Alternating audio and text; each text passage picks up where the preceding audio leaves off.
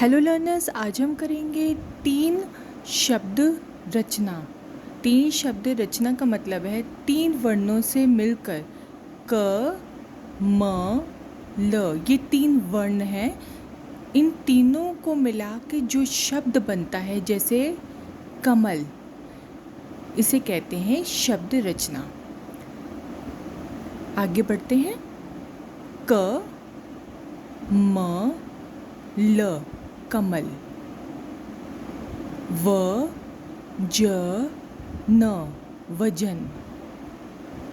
क, म, र, कमर। ग, र, म, गरम। र, ब, र, रबड़। म, ट, र, मटर। ट, प, क, टपक।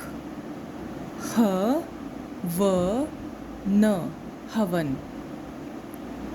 न, म, क, नमक। भ, ज, न, भजन। उ, छ, ल, उछल। न, ह, र, नहर। ब, ट, न, बटन।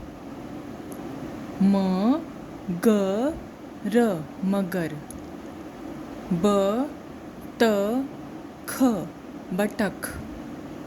ल, ह, र, लहर। एक बार फिर। कमल, वजन, कमर, गरम, रबड़, मटर, टपक, हवन। नमक,